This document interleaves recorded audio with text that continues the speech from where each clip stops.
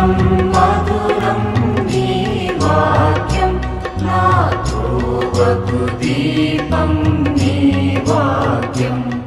యేసు నామంలో మీకు శుభములు సమృద్ధిగా కలుగునుగాక. మధురం నీ వాక్యం అనే కార్యక్రమానికి స్వాగతం. ఈరోజు మనం క్రీస్తు సంఘపు తండ్రులు ద చర్చ్ ఫాదర్స్ అనే అంశం 18వ భాగం ధ్యానించుకుందామండి. మధురం మధురం నీ వాక్యం నా త్రోవకు దీపం నీ వాక్యం. ఈరోజు పునీత అంతోని వారు, ఈయన ఫ్రాన్సిస్ ఆఫ్ అసిసి గారి యొక్క ప్రియమైన శిష్యుడు అన్నమాట. అసిసి ఫ్రాన్సిస్ గారి కంటే 13 సంవత్సరాలు చిన్న అండి. ఈ అంతోని వారు పోర్చుగల్ దేశంలో లిస్బన్ అనేటటువంటి పట్టణంలో క్రీస్తు శకం 1195లో ఆగస్టు 15వ తారీఖున ఆయన జన్మిస్తారు. మరియమాత మోక్షారోహణ పండుగ అన్నమాట. ఆయన ఇప్పుడు పరలోకానికి వెళ్ళి కూడా మరి దాదాపు 800 సంవత్సరాలు అయిపోతుంది కదండి. అయినా కూడా ఆయన టంగ్ ఇంకా ఉంది, నాలుక ఇంకా ఉంది అన్నమాట. A man of pure tongue, ఎల్లప్పుడూ దేవుని స్తుతించిన నాలుక, దేవుని వాక్యాన్ని ప్రకటించిన నాలుక, సత్యాన్ని పలికిన నాలుక అన్నమాట. మనందరికీ ఒక తండ్రిలాగా ఆయన నుంచి మనం ఏం నేర్చుకోవాలంటే he is a man of pure tongue, ఎల్లప్పుడూ సత్యాన్ని మాట్లాడాడనమాట. అని అప్పుడు మన దేశం యొక్క మోటో, ఇండియన్ మోటో ఏంటి అని అంటే సత్యమే వజయతే, అంటే ట్రూత్ విల్ ట్రయంఫ్. మీరు సత్యం మాట్లాడినప్పుడు దేవుడు మీకు జయాన్ని ఇస్తారు. A man of pure tongue, ఒక్క అబద్ధం కానీ ఒకరి గురించి చెడు మాట కానీ ఆయన నోట్లోంచి రాలేదు. నిజంగా ఈయన నుంచి మనం నేర్చుకోవాలంటే ఎప్పుడు మన నాలుక సత్యం పలుకుతుందో, దేవునిలాగా జీవపు మాటలు మాట్లాడతామో, అబద్ధాలు మన దగ్గర లేకుండా ఉంటాయో, ఎల్లప్పుడూ మనకి జయమండి. యెషయా 33:15లో సత్యాన్ని పలికేవాడు, నీతితో జీవించేవాడు, అతనికి అన్నపానీయములకు లోటు ఉండదు, అతడు కొండ మీద నివసించే దుర్గంలాగా సురక్షితంగా ఉంటాడు, ప్రభు అతన్ని కాపాడుతాడు. ఇది నేర్చుకోవాలండి. ఈయన క్రైస్తవుడండి, ఈయన నోటి నుంచి సత్యమే వస్తుంది, ఒక్క చెడు మాట కూడా రాదు, ఒక అబద్ధం రాదు. ఇది మన యేసు ప్రభుకి సాక్ష్యం. ఆయన నేనే మార్గం, నేనే సత్యం, నేనే జీవం, సత్యమైన ఆ యేసు చూపించిన సత్యమైన మార్గమే ఇది. ఇది ఒక మతం కాదు. యేసు ప్రభు చూపించిన నీతి మార్గం, సత్యమైన మార్గం, ప్రేమ మార్గం, క్షమ మార్గం అన్నమాట, కరుణ మార్గం. అంతే, అవినీతి నుంచి నీతి మార్గంలోకి రావడం అండి యేసు ప్రభుని నమ్ముకోవడం అంటే, చీకటి నుంచి వెలుగులోనికి రావడం అన్నమాట. అయితే ఈయన అంతఃపురంలో జన్మిస్తారండి. పెద్ద అంతఃపురం, రాజుల కుటుంబం వీళ్ళదే అన్నమాట. తల్లిదండ్రులు చాలా దైవభీతి కలిగి ఉంటారన్నమాట. ఇంకా వాళ్ళ అమ్మ నాన్న చిన్ననాటి నుంచి కూడా ఈ మన ఫ్యామిలీస్ ఎట్లా ఉండేయంటే, క్రైస్తవ కుటుంబాలు పిల్లల్ని మోకాళ్ళ మీద ఉంచి, వాళ్ళు కూడా మోకరించి, కుటుంబ ప్రార్థనలో మోకరించి చేతులు జోడించి ప్రార్థన నేర్పించేవాళ్ళంట. కొద్దిగా వాళ్ళకి తెలివి రాగానే పరలోక ప్రార్థన, మరి మంగళవార్త జపాలు, తర్వాత త్రిత్వ సూత్రము, తర్వాత విశ్వాస సంగ్రహం, మోకరించి ప్రార్థించినప్పుడు కళ్ళు మూసుకొని చేతులు జోడించి మన శరీరము దేవుని యొక్క ఆధీనంలోకి వస్తుందండి. అందుకని మన ఆత్మ దేవునితో కనెక్ట్ కావాలంటే ముందు శరీరం కూడా దేవునితో కనెక్ట్ కావాలి, మన మనస్సు కూడా కనెక్ట్ కావాలి. అలా ప్రార్థన నేర్పించేవాళ్ళంట. మొదటి సంతానం అన్నమాట. తల్లిదండ్రులకి చాలా జాగ్రత్తగా ఉగ్గు పాలతో వాళ్ళమ్మ దైవ భక్తిని కూడా రంగరించి పోసిందంటండి కొడుక్కి. తల్లులు మీ కొరకే ఇది చెప్తున్నాను, తండ్రులు. ఒక అంతఃపురంలో పుట్టిన ఈయనని వాళ్ళమ్మ నాన్న అట్లా పెంచుతారు. తర్వాత ఆ రోజులలో స్కూల్స్ ఎట్లా ఉండేది అంటే చర్చి కాంపౌండ్లోనే స్కూల్ ఉంటుంది అన్నమాట. కనుక స్కూల్కి వెళ్ళినప్పుడు చర్చి కాంపౌండ్ కాబట్టి ఇంటర్వెల్లో లంచ్ బ్రేక్లో టైం దొరికినప్పుడు అలా చర్చిలోకి వెళ్ళి బలిపీఠం దగ్గర ప్రార్థించుకునేవాడంటండి.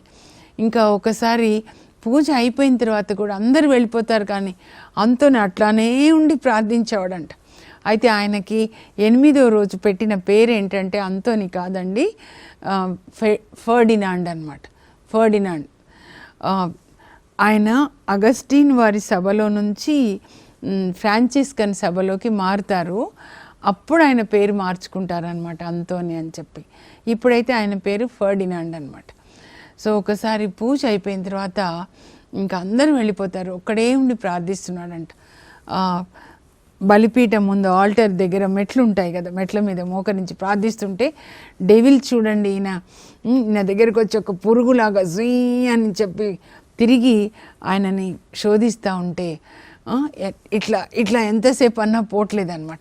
అప్పుడు వెంటనే ఆ మెట్ల మీద నజరేయుడైన యేసు యూదుల రాజు నామంలో నేను గద్దిస్తున్నాను అనగానే సైతాను వెళ్ళిపోతాడంటండి. అందుకే ఏం చెప్తారంటే ఏదో సైతాను సముద్ర అలలాగా ఎంత ఎగిసినా కూడా యేసు ప్రభు పేరు చెప్పగానే అలా ఆ సముద్రపు అలా ఒడ్డునకు వచ్చి ఎట్లా చితికిపోతుందో అలా వాడు కూడా కూలిపోతాడు అని చిన్నప్పుడే చెప్పేవాళ్ళంటండి. ఒకసారి అట్లా చిన్నవాడిగా ఉన్నప్పుడే 10 సంవత్సరాలు ఒక భిక్షగాడు వచ్చి భవతి భిక్షాం దేహి అని అడిగినప్పుడు దోసుడి నిండా ధాన్యం తీసుకొని వెళ్తాడనమాట. అప్పుడు ఆయన ఇలా జోలె చాచి పొయ్యి అంటే ఇలా అని వంగి చూస్తాడంట. తొంగి చూస్తే ఆ జోల నిండా హార్ట్స్, మానవ గుండెలు అనమాట, హృదయాలు అని ఇట్లా చూస్తే అప్పుడు ఆ ఆయన భిక్షగాడు జీసస్గా అప్పుడు కనబడతారంట. యేసు ప్రభుని సంతోషపడుతుంటే అప్పుడు ప్రభు అడుగుతారంట, ఫర్డినాండ్ నీ హృదయం నాకు ఇస్తావా అంటే, ఓ తప్పకుండా ఇస్తాను, తీసేసుకోండి అంటాడు. అప్పటి నుంచి ఇంకా ఎక్కువ ప్రార్థన అనమాట. జీసస్ని చూశారు కదా, ఎక్కువ ప్రార్థన. ఇంకా ఒకసారి వాళ్ళ నాన్న పొలంలో పక్షులు వచ్చి తింటున్నాయంట కంకుల్ని. అప్పుడు ఆ పక్షుల్ని తోలేసే నాన్నని వాళ్ళ నాన్న పొలంలో పనిచేసుకుంటూ ఒక పెద్ద డబ్బా, ఇప్పుడు నూనె డబ్బా లాగా ఉంటుంది, దాన్ని ఇట్లా కొడతారు కదా ఊళ్ళల్లో, స్కేర్ క్రో మెథడ్ అంటారు అన్నమాట. అట్లా కొట్టు నాన్న, ఇవన్నీ వెళ్ళిపోతాయి పక్షులు అని అంటే సరే అని చెప్తాడంట. తర్వాత ఇంకా గుడి గంటలు మోగుతుంటాయంట, గుడికి వెళ్ళాలి అని చెప్పి పక్షులతో అడిగాడంట. మా నాన్నేమో మిమ్మల్ని తోలమన్నాడు కంకులు తినకుండా, మరి నాకేమో చర్చికి వెళ్ళాలని ఉంది, దయచేసి మీరందరూ ఇదిగో మా ఫామ్ హౌస్లో ఈ గదిలో ఉంటారా, నేను ప్రార్థన చేసి వచ్చేవారు కానీ తలుపులు తెరుస్తాడంట. ఆ గది పొలంలో ఉన్న ఒక గది అనమాట, ఇంజన్ రూమ్ లాగా ఉంటుంది. అని ఆ పక్షులన్నీ ఆ గదిలోకి వచ్చేస్తాయంట. పక్షులన్నీ వచ్చిన తర్వాత ఇంకా తలుపేసి వెళ్ళి చర్చిలో ప్రార్థన చేసుకుంటున్నాడంట. వాళ్ళ నాన్న పిలుస్తాడనమాట, ఫెర్నాండో ఎక్కడున్నావు అంటే కనపడాడు. చూస్తే తప్పకుండా చర్చిలోనే ఉండొచ్చు అని వస్తే చర్చిలో ప్రార్థనలో లీనమై ఉంటాడంట. అప్పుడు వాళ్ళ నాన్న ఇట్లా తాకగానే ఇట్లా చూస్తాడనమాట. ఇక్కడికి వచ్చావంటే అవును నాన్న ప్రార్థన చేసుకోవడానికి, మరి ఒక్కటి కూడా పక్షి కనపడట్లేదే అని అంటే, నీకు చూపిస్తారా నాన్న అని మళ్ళీ పొలానికి వచ్చి ఆ తలుపు తీసి చూపిస్తాడంట. అప్పుడు పక్షులన్నీ అలా ఎగురుకుంటూ వెళ్ళిపోతాయంట. అప్పుడే వాళ్ళ నాన్నకు అనిపిస్తుంది అనమాట, ఈ అబ్బాయి ఏంటో దేవుడు గొప్పగా వాడుకుంటారని చెప్పి. తర్వాత తనకి 15 సంవత్సరాల వయసు రాగానే, నాన్న నేను గురువు అయిపోతానమ్మా, నేను గురువు అవుతానని అగస్టిన్ వారి సభలో చేరుతాడండి. అప్పుడు 10 సంవత్సరాలు అనమాట ట్రైనింగ్. ఇంకా అప్పుడు కూడా ఎక్కువసేపు బైబిల్ చదువుతూ, దేవుని కృపను బట్టి బైబిల్ చదువుతూ ఉంటాడంట. ఇంకా తనకి 25 సంవత్సరాలు వచ్చే నాటికి ఆయన గురువు అవుతారనమాట. గురువు అయిన తర్వాత ఆయనని రిసెప్షనిస్ట్గా పెడతారంట వాళ్ళ మఠానికి అనమాట. అంటే వాళ్ళ పని ఏంటంటే ఏ టైంలో ఎవరు వచ్చినా కూడా వాళ్ళకి భోజనం పెట్టాలి. అప్పుడు క్రైస్తవుల ఇండ్లు కానీ లేదా ఈ ఫాదర్స్ హౌస్ కానీ సిస్టర్స్ హౌస్ కానీ ఏ టైంలో ఎవరు వచ్చినా కూడా అతిథి సత్కార్యాలు చేయాలి. ఎప్పుడు మన ఇండ్లు పేదవాళ్ళకి తెరిచి ఉండాలి అన్నం పెట్టడానికి అన్నమాట. సో ఒకసారి రాత్రిలో వచ్చి తలుపు కొడతారంటండి. ఫ్రాంచిస్కన్ బ్రదర్స్ అన్నమాట. వాక్యం చెప్పి రాత్రి 11 ఆ టైంలో ఆయన డోర్ తీసేసి వాళ్ళని లోపలికి రమ్మని భోజనం పెడుతుంటే వాళ్ళని గమనిస్తాడంట. ఏంటంటే వాళ్ళు ముతక వస్త్రాలు వేసుకొని నడుముకి రాళ్ళు కట్టుకొని కట్టె చెప్పులు అనమాట. ఎంత సింపుల్, ఏంటి మీరు ఇలాంటి డ్రెస్లు వేసుకున్నారు, ఇట్లా ఉన్నారు అంటే ఫ్రాన్సిస్ ఆఫ్ అసిసి గారు మాకు ఇలాగే చెప్పారు, మన అన్ని విషయాల్లో దేవుని మీద ఆధారపడాలి అని. అందువల్ల మేము సువార్త బోధించి ఎక్కడ బోధిస్తే అక్కడ అడుక్కొని తింటాం. దీనాత్ములు ధన్యులు దేవరాజ్యం వారిది అంటే అన్ని విషయాల్లో దేవుని మీద ఆధారపడేవాళ్ళు అనమాట. ఏమీ లేకుండా ఉండడంలోనే మనకి సంతోషం ఉంటుందని చెప్పారు. అందువల్లనే మేము ఇదిగో ఇలాంటి వస్త్రాలు ధరిస్తాము. ఆ తర్వాత నడుముకి రాళ్ళు కట్టుకోవడం అంటే శరీరాన్ని నలగొట్టుకోవాలి అని చెప్పారని. అబ్బా, అప్పుడు ఆయన అనుకుంటాడు నేను కూడా వీళ్ళ సభలో చేరితే బాగుంటుందని. ఇంకొకసారి మళ్ళా తలుపు కొడతారు. అప్పుడు 5 ఫ్రాంచిస్కన్ ఫాదర్స్ అన్నమాట మొరక్కో వెళ్తారు, ముస్లిం దేశం, సువార్త బోధించడానికి. వాళ్ళకు అన్నం పెట్టినప్పుడు వాళ్ళు మాట్లాడతారు, మేము అక్కడికి వెళ్తున్నాము సువార్త బోధించడానికి. అంటే మరి అది ముస్లిం దేశం కదా, మిమ్మల్ని చంపితే ఎలా, ఏం పర్వాలేదు, ప్రభు కొరకు మరణించడానికి వెళ్తున్నాం. నిజంగానే అక్కడ సుల్తాన్ గారు మీరు సువార్త ఆపమంటే వాళ్ళు బోధిస్తారు, వాళ్ళ తలల్ని నరికేస్తాడనమాట. అప్పుడు వాళ్ళ మృతదేహాల్ని చాలా డబ్బు కట్టి ఈ కోయిమ్రా రాజు గారు తెస్తారు, తీసుకొని వచ్చి వాళ్ళని సమాధి చేస్తే అప్పుడు అంతోని వారు ఫాదర్ అయిపోయినారు కదా, ఆయన సమాధుల దగ్గర వెళ్ళి ప్రార్థన చేస్తారు. వాళ్ళ సమాధుల దగ్గర ప్రభా నేను కూడా మీ కొరకు ఇలా మరణించాలి అని ఆ ప్రార్థన చేసిన తర్వాత ఆయనలో తపన, నేను ఫ్రాన్సిస్ వారి సభలో చేరితేనే ఇలా మరణించే అవకాశం ఉంటుందని ఇక్కడ ఈ సభ పెద్దల దగ్గర పర్మిషన్ తీసుకొని అగస్టిన్ సభ వాళ్ళ దగ్గర అప్పుడు వచ్చి ఫ్రాన్సిస్కన్ సభలో చేరుతాడు. అప్పుడు ఆ సభలో చేరినప్పుడు ఇంకా వాళ్ళకి తల మరి కొరికిస్తారండి. చుట్టూ ఇలా ఉంటుంది అనమాట కొంచెం, అంటే యేసు ప్రభు ముళ్ళ కిరీటాన్ని వాళ్ళు ధరిస్తున్నట్టుగా వాళ్ళు అనుభవిస్తారనమాట. అప్పుడు ఆయన పేరు ఫర్డినాండ్ నుంచి అంతోని అని మార్చుకుంటారనమాట. ఇంకా ఆ తర్వాత ఈ సభలో చేరిన తర్వాత వాళ్ళకి జనరల్ బాడీ మీటింగ్ అని అవుతుంది కదండి, 1221 అనమాట. అక్కడ దాదాపు 3000 మంది బ్రదర్స్, ఫ్రయర్స్ అంటారు వాళ్ళని, ఫాదర్స్ అందరూ ఆ మీటింగ్కి వస్తారు. జనరల్ చాప్టర్ అంటారు చూడండి, అన్ని దేశాల నుంచి ఆ సభ వాళ్ళు అక్కడ మీటింగ్ అవుతారు. ఆ మీటింగ్లో పాల్గొనే కృప ఈయనకి దేవుడిస్తారు. అప్పుడు మొదటిసారిగా ఫ్రాన్సిస్ ఆఫ్ అసిసి గారిని చూస్తాడండి. అసిసిలో ఆయనను చూసి ఇంకా ఆయనను కౌగిలించుకొని కన్నీళ్లు కారుస్తాడు. ఇంత గొప్ప వ్యక్తి అంటే ఆయన చూడడం అంటే యేసు ప్రభుని చూడడం అన్నమాట. కన్నీళ్లు కారుస్తాడు. అసలు ఎంత మహోన్నతమైన భావాలున్న వ్యక్తి, ఇంత పేదరికం, యేసు ప్రభు తప్ప మనకి ఇంకొక ఆస్తి లేదు ఈ లోకంలో. అంతటిని విడిచిపెట్టి ఇంత ధనికుడు యేసు ప్రభు కొరకు ఆయన ఒక బెగ్గర్, జీసస్ బెగ్గర్ అని పిలుస్తారనమాట. యేసు ప్రభు బోధించిన విధంగా సువార్తని బోధించడం, ప్రేమతో కరుణతో ఆయనను చూస్తేనే మారతారంటండి. ఆ తర్వాత అంతోని వారిని కూడా అక్కడ ఇటలీలో సువార్త బోధించడానికి ఆయనని పర్మిషన్ ఇస్తారంట. ఆయనకి ఇచ్చిన తర్వాత ఒకసారి ఫర్లీ అనేటటువంటి ఆ ప్లేస్లో 6 ఫాదర్స్ అవుతున్నారంటండి. బిషప్ గారు రావాలంట, రాలేకపోతారనమాట. అప్పుడు ఫ్రాన్సిస్ ఆఫ్ అసిసి గారు కూడా అక్కడే ఉంటారనమాట. అప్పుడు ఆయన బిషప్ గారు రావట్లేదు ఎట్లా అని చెప్పేసి ఇంకా ఆయన ప్రార్థించినప్పుడు అంతోని వారిని చూపిస్తారంట. అప్పుడు అంతోని వారికి ఏం పని అంటే కిచెన్లో గిన్నెలు కడిగే పని అన్నమాట. అప్పటి వరకు ఇచ్చిన పని. ఈ ఫ్రాన్సిస్కన్ సభలో వాళ్ళు అలాగే ఉంటారండి. అప్పుడు ఫ్రాన్సిస్ ఆఫ్ అసిసి గారు వచ్చి అడుగుతారంట, ఇప్పుడు బిషప్ తండ్రి గారు రాలేకపోతున్నారు, మీరే ఈ పూజ చేసి మీరే ప్రసంగం ఇవ్వాలి అని అంటే అలాగే అని ఒప్పుకుంటాడంట. ఒప్పుకొని ఆయన ఆ ప్రసంగం ఇస్తున్నప్పుడు అసలు పరలోకం నుంచి యేసు ప్రభువే మాట్లాడా అని ఆ తేనె పట్టు నుండి తేనె ఎట్లా ప్రవహిస్తుందో అంత కరుణతో ఆయన సువార్తను బోధించారంట. యేసు ప్రభు కరుణామయుడు, క్షమించే దేవుడు. ఆ క్షమ కరుణ మనలో నుంచి లోకానికి అందాలి. ఒక దైవజనుడు, ఒక ఫాదర్ అనంటే యేసు ప్రభు ప్రేమతో నింపబడి ఆ ప్రేమతో అందరినీ ప్రభు దగ్గరికి ఆహ్వానించాలి, ఆ ప్రేమని అందరికీ అందించాలి. అప్పుడు ఫ్రాన్సిస్ ఆఫ్ అసిసి గారు మొదటిసారి ఈయన యొక్క మెసేజ్ వింటారనమాట, సందేశాన్ని.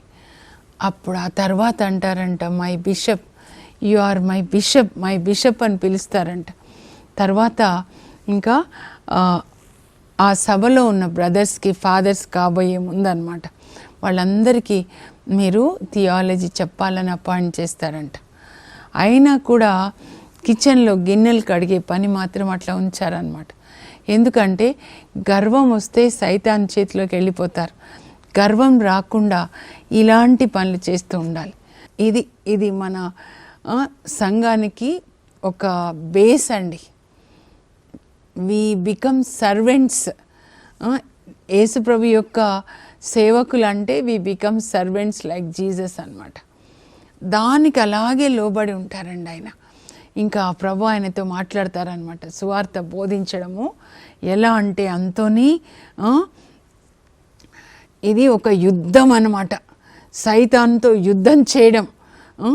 ఎందుకంటే యేసు ప్రభు శిష్యులని 72 మందిని ఇద్దరిద్దరుగా స్వార్థ బోధనకి పంపినప్పుడు లూకా స్వార్థ 10లో వాళ్ళు స్వార్థ బోధించి తిరిగి వచ్చి జీసస్కి చెప్తారు సంతోషంగా, గురువా మీ నామంలో దయ్యాలు వెళ్ళిపోతున్నాయి. అప్పుడు ప్రభు చెప్తారు, సైతాను ఆకాశం నుండి మెరుపలే పడటానికి కాంచితిని, నేను మీకు పాములు తేళ్లు నలగొట్టడానికి శత్రుబలం అంతటి మీద నేను మీకు అధికారం ఇస్తున్నాను, అవి ఏవి మీకు హాని చేయజాలో. సువార్త బోధించినప్పుడు సైతాన్ ఎట్లా పడిపోతున్నాడు.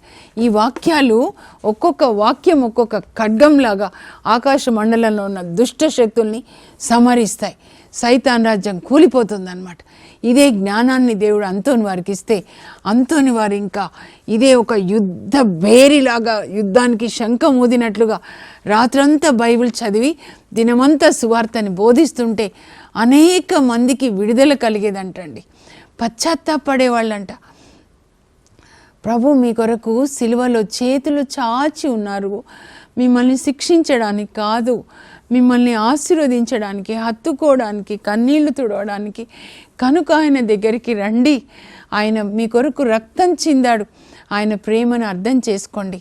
అలా బోధించేవాడంట. ఇంకా ఇదిగో నీలాగా నీ పొరుగు వాళ్ళని ప్రేమించండి అని ప్రభు చెప్పారు. కనుక ధనికులు ధనాన్ని పోగు చేసుకోవడం చాలా పెద్ద పాపం, మీకున్నది పేదవాళ్ళతో పంచుకోండి. అప్పట్లో ఇంకా వడ్డీ వ్యాపారాలు చేస్తుంటే అది ఆ వడ్డీ వ్యాపారం అనేది చాలా పెద్ద పాపం. మీరు అలాంటి పనులు చేయొద్దు. అందుకొరకు ప్రభు మనల్ని పిలవలేదు. మీకు 2 అంగీలు ఉంటే లేని వాళ్ళకు ఒకటి ఇవ్వండి, మీకు భోజనం ఉన్నప్పుడు లేని వాళ్ళతో పంచుకోండి, లేకుండా అట్లా తినకూడదు అని ఆయన బోధిస్తుంటే ధనికులు మారిపోయారంట. మోసాలతో బిజినెస్ చేయకూడదు అని చెప్పినప్పుడు బిజినెస్ వాళ్ళు మారిపోయినారంట. ప్రేమగా జీవించాలి, అందరితో ప్రశాంతంగా జీవించాలి. అదే యేసుప్రభు యొక్క సందేశం. క్రైస్తవ్యం అంటే అందరితో ప్రశాంతంగా జీవిస్తూ మనకున్నది అందరితో పంచుకోవాలి. అలా క్రీస్తు సామ్రాజ్యాన్ని స్థాపిస్తాడంటండి. ప్రజల్ని దేవుని వైపు మరల్చడానికి, సైతాన్ రాజ్యాన్ని కూలద్రేయడానికి ఒకే ఒక మార్గం ఏంటంటే సువార్త బోధన. రాత్రంతా బైబిల్ చదివి దినంలో సువార్త బోధించేవాడంట. ఇంకా మధ్య మధ్యలో భాషల్లో దేవుని స్తుతించేవాడంట. రీకమరాందు రీషికురు లోకురోకురోందు రీకురు లిక. ఇది మన దగ్గర నుంచే వచ్చిందండి. ఇదే బేస్ అపాస్టాలిక్ చర్చ్. ఏదైనా భాషల్లో మాట్లాడడం, సువార్త బోధించడం, అద్భుతాలు చేయడం ఇక్కడి నుంచే అన్నమాట. ఎన్ని అద్భుతాలు ఆయన చేస్తారనంటే ఆయన కాదండి, అందుకే ప్రభు చెప్పమంటే నేను తీసుకొని వచ్చాను అనమాట. నేను ద్రాక్షావల్లి మీరు రెమ్మలు అని చెప్పారు ప్రభు. అంటే యేసు ప్రభుతో అంటు కట్టబడినప్పుడు యేసు ప్రభు యొక్క స్వభావం మనలోకి వస్తుందన్నమాట. అంతోని వారిలోకి యేసు ప్రభు వచ్చేసి అంతోని వారి ద్వారా అనేక అద్భుతాలు చేస్తారు. ఒకసారి ఆయన బోధిస్తున్నప్పుడు వర్షం వస్తుందంటండి. అప్పుడు అందరూ లేవపోతున్నారు, చినుకులు పడుతుంటే, మీరందరూ ఇలాగే కూర్చోండి, కదలొద్దు అని చెప్పి యేసు నామంలో వర్షం ఆగిపోను గాక అంటే వర్షం ఆగిపోతుందంటండి. అంతే, ఒక్క మాటతో. వాళ్ళు కూర్చున్న చోట వర్షం ఉండదు, మిగతా చోట అంతా వర్షం అన్నమాట. తర్వాత సువార్త బోధన తర్వాత వర్షం మళ్ళా అప్పుడు వర్షం పడుతుందన్నమాట. ఇంకా ఒకసారి ఆయనకి అనారోగ్యం వస్తుందన్నమాట. అప్పుడు తన ఫ్రెండ్ టిస్సో, ఆయనకి ఒక మ్యాంగో గార్డెన్ ఉంటుంది, మామిడి తోట. ఒక మామిడి చెట్టుకి మంచెలాగా ఒక గది వేస్తారు కదండి. సో అక్కడ మీరు ఇక్కడ ప్రశాంతంగా ఉండండి, ఎంతసేపు సువార్త. అందులో ఎక్కువగా పాదువాళ్ళు అనమాట, అందుకే సెయింట్ ఆంథనీ పాడు అంటారు. అక్కడ ఎక్కువ బోధించేవాళ్ళు అనమాట. ఇంకొంచెం రెస్ట్ తీసుకోండి, ఎంతసేపు పరిగెత్తి సువార్త బోధిస్తారు. అంటే అక్కడ రెస్ట్ తీసుకుంటూ రాత్రంతా బైబిల్ చదువుకుంటాడు. అంతోని వారంటే Bible Anthony is equal to Bible అని రాత్రి అంతా బైబిల్ చదువుతూ ఉంటే ఆ రాత్రిలో ఒకసారి తలనొప్పి లేస్తూ ఉంటే, అబ్బా తలనొప్పి లేస్తుంది అన్నారంట. అంతే, ఆ బైబిల్ మీద బాలయేసు వచ్చారు. గది అంతా వెలుగుతో నింపబడింది. అప్పుడు బాలయేసు యాక్చువల్గా ఇలా చూపించాలండి, తన చిన్న చేతులతో అంతోని వారి నొసటి మీద రాస్తూ, తలనొప్పి లేస్తుందా నాన్న, నేను రాయనా నీకు, నువ్వంటే నాకు చాలా ఇష్టం, ఇలాగే సువార్త బోధించు అని ఇద్దరు మాట్లాడుకుంటూ ఉన్నారంట. అప్పుడు వాళ్ళ ఫ్రెండ్, ఏంటి ఇంకా దీపం ఆర్పలేదు, ఇంకా పడుకోరు ఈ ఫాదర్, రాత్రి 2 అవుతుందని నిచ్చెన ఎక్కి ఆ కిటికీలోంచి చూస్తే బాలయేసు అంతోని వారు మాట్లాడుకుంటూ ఉన్నారంట. దాన్ని పెయింటింగ్ లాగా చేస్తారు. తర్వాత ఇప్పుడు స్వరూపంలో కూడా మనం అదే చూస్తామన్నమాట. అయితే ఆ స్వరూపాన్ని చూసినప్పుడు మనం నేర్చుకోవాల్సింది ఏంటంటే, అంతోని వారిలాగా మనం కూడా బైబిల్ గ్రంథాన్ని చదవాలి, దాన్ని పాటించాలి, దాన్ని ప్రకటించాలి. బైబిల్ గ్రంథాన్ని పాటించి ప్రకటించాలి. అదే మన యొక్క బాధ్యత అన్నమాట. బైబిల్ గ్రంథంలో ప్రతి పేజీలో యేసు ప్రభు కనబడతారని చెప్తారు. బైబిల్ గ్రంథ జ్ఞానం ఉండడం కాదు ముఖ్యం, కానీ పాటించడం ముఖ్యం, ప్రేమగా జీవించడం. యేసు ప్రభు చెప్తారు, నీలాగా నీ పొరుగు వాళ్ళని ప్రేమించండి, క్షమించండి, కరుణ కలిగి ఉండండి పరలోక తండ్రిలాగా, అలా చెప్తారనమాట. చాలా అద్భుతాలు జరుగుతాయండి. అయితే ఆయన 36 సంవత్సరాల వయసులో మరి పరలోకానికి వెళ్ళిపోతారు, తన పని ముగించి అన్నమాట. ముఖ్యాంశాలు ఒకసారి చదువుతాను. ఇంకా ఆయన అద్భుతాలు చెప్పాలంటే చాలా ఉంటాయండి. ఒకసారి ఒక రిమిని అనే చోట నది ప్రక్కన, అంటే బీచ్లో అందరూ చాలామంది ఉంటే, మీకు యేసుప్రభు గురించి చెప్తా అంటే ఏం చెప్తావు పోయా అని ఆయన నెగతాలు చేస్తారు. అప్పుడు చేపలకి చెప్తాడనమాట, ఇదో మీరు రండి మీకు చెప్తాను అనగానే చేపలు ఆ నదిలోంచి, సముద్రంలో చేపలారా రండి అనగానే 100,000గా వస్తాయంటండి, ఇంత పైకి వస్తాయి తలలు అనమాట. మీరెంత ధన్యులు కదా, ప్రభు మిమ్మల్ని పోషిస్తున్నారు ప్రతిరోజు, మీ శరీరాలు ఎంత చక్కగా ఈదడానికి ఆయన సృజించారు కనుక దేవుని స్తుతించండి. 5,000 మందికి ఆహారం పెట్టాలంటే ప్రభు మిమ్మల్నే వాడుకున్నారు, యోనాని కాపాడాలనుకున్నప్పుడు మిమ్మల్నే వాడుకున్నారు, మరి పన్ను కట్టాలనుకున్నప్పుడు మిమ్మల్నే వాడుకున్నారు, మీరెంత ధన్యులు, దేవుని స్తుతించండి అంటే అవి ఇలా అంటాయన్నమాట. తర్వాత వాటిని ఆశీర్వదిస్తారు. అప్పుడు వాళ్ళు మళ్ళా వద్దుపో అన్నవాళ్ళు మళ్ళీ వింటారనమాట. ముగించే ముందు ఒకసారి నేను ముఖ్యాంశాలు చదువుతానండి. అద్భుతాలు కాదండి ముఖ్యము, అద్భుతాలు చేసింది అంతోని వారు కాదు, అంతోని వారిలో ఉన్న యేసుప్రభు. ఎవరైనా సరే, ఎవరు అద్భుతాలు చేసినా మన లోపల పరిశుద్ధ ఆత్మ నివసిస్తూ ఆత్మవరాలు, ఆత్మ ఫలాలు దేవుడు మన ద్వారా పనిచేస్తున్నారు అంతే. క్రీస్తు సంఘపు తండ్రులు పునీత అంతోని వారు జననం పోర్చుగల్ రాజధాని అయిన లిస్బన్ పట్టణంలో ఆగస్టు 15, 1195లో. తల్లిదండ్రులు దైవభీతి కలిగిన వారు, రాజకుటుంబీకులు. పుట్టిన 8వ దినంన ఫర్డినాండ్గా నామకరణం చేస్తారు. 1210లో అగస్టిన్ మఠంలో 15వ ఏట గురువు కావాలని చేరుతారు. 1220లో 25వ ఏట గురువుగా అభిషిక్తులవుతారు. సభ అధికారులు అతన్ని రిసెప్షనిస్ట్గా బాధ్యతని అప్పగిస్తారు.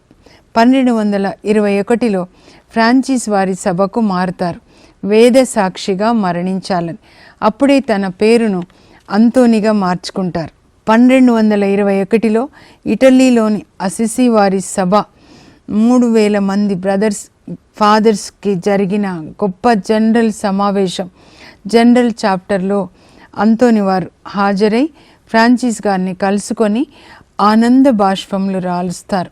సువార్త బోధనను యుద్ధబేరిగా ఎంచుకుంటారు అంతోని వారు. పునీత అంతోని గారి ద్వారా దేవుడు చేసిన అద్భుతాలు: ఆగిపోయిన వర్షం, రిమినీ ప్రాంతంలో చేపలకు సువార్తను బోధించుట, దివ్యస ప్రసాదం ముందు మోకరిల్లిన గాడిద, బైబిల్ పై బాలయేసు ప్రత్యక్షం, 1231 జూన్ 13న పరలోక ప్రవేశం, 36 సంవత్సరాల వయసులో, 1232లో మే 30న పునీత పట్టం.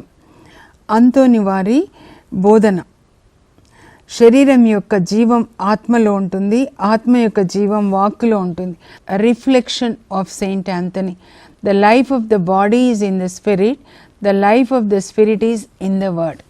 ఇప్పుడు ప్రార్థన చేసుకుందాం. పరలోకపు మా తండ్రి, మీ పరిశుద్ధ నామం నాకు స్తోత్రం కలుగును గాక. అంతోని వారు ఏ విధంగా రాత్రంతా బైబిల్ చదివి దినంలో దాన్ని బోధించేవాళ్ళు, ఆయన కూడా దాన్ని పాటించేవాళ్ళు ప్రభా. అలాంటి కృప మాకు కూడా దయచేయండి నాయన. మరి the life of the body is in the spirit, the life of the spirit is in the word అని చెప్పారు. శరీరం యొక్క జీవం ఆత్మలో ఉంటుంది, ఆత్మ యొక్క జీవము వాక్యంలో ఉందని. అలా జీవించే కృప మాకు దయచేయండి. యేసు నామంలో అడుగుచున్నాం తండ్రి, ఆమెన్. ఆయన యొక్క నాలుక ఇంకా జీవంతో ఉందండి. దేవుని యొక్క వాక్యాన్ని ప్రకటించాడు.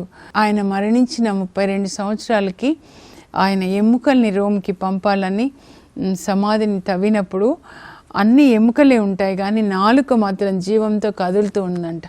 అప్పుడు ఆ సభ సుపీరియర్ గారు, సెయింట్ బోనవెంచర్ గారు, ఆ నాలుకను తీసుకొని చేతిలో పెట్టుకొని ఎప్పుడు దేవుని స్తుతించిన నాలుక, ఎప్పుడు సత్యాన్ని పలికిన నాలుక జీవంతోనే ఉంటుంది అని. అదే అండి మనం నేర్చుకోవాలి. అంతోని వారిని చూసి బైబిల్ గ్రంథాన్ని చదివి దాన్ని పాటించి ప్రకటించాలి. నేను ఈ పుస్తకంలో ఆయనను గురించి రాశానన్నమాట. నాకు చాలా ఇష్టమైన పునీతుల్లో ఆయన ఒకరు. మీరు కూడా చదవండి. పునీతుల జీవితాలని చదివి వాళ్ళలాగా మనం కూడా దేవుణ్ణి సేవించాలి. God bless you.